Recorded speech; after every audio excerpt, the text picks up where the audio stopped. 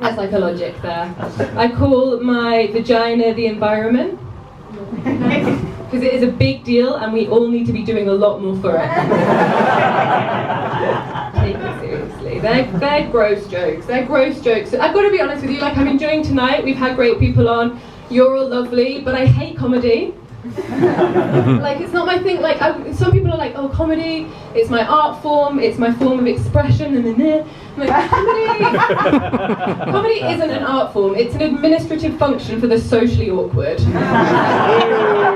Like, let's not kid ourselves, okay? Like I think like the purest art form is singer-songwriting. I think there's nothing more beautiful than singer-songwriting, and I would love to be a singer-songwriter like a Bob Dylan or a Natalie Imbruglia, like one of the greats. That's what I really wish that I could be. But the issue is that I am tone deaf.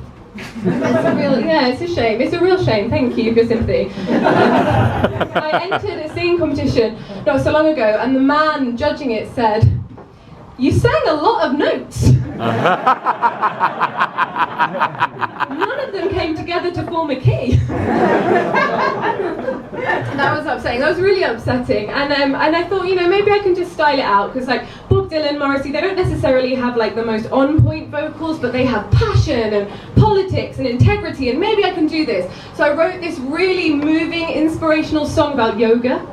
And I sang it to my friends, and it was about how it was like basically using like downward dog, but like as a metaphor for how you shouldn't change for love. Oh my God, she's so deep. And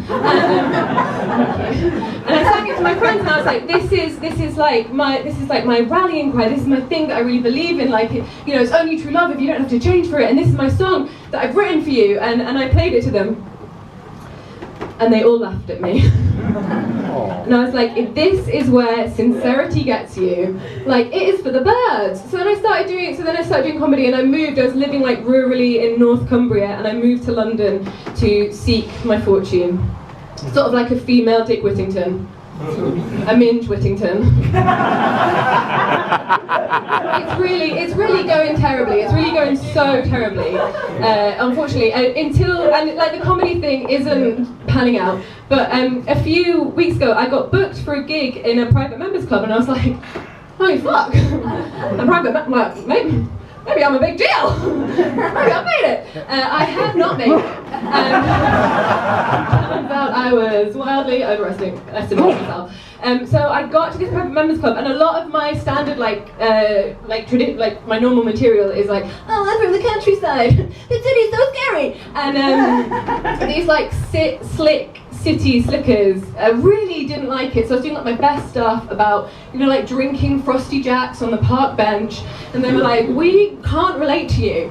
I think what it is it's like those subtle differences, like so their cousins fuck each other to retain land ownership. I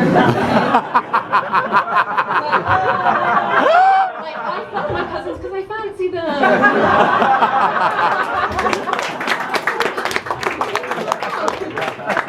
Incest is what you're here for. Fuck the Save the Children guy. You want incest.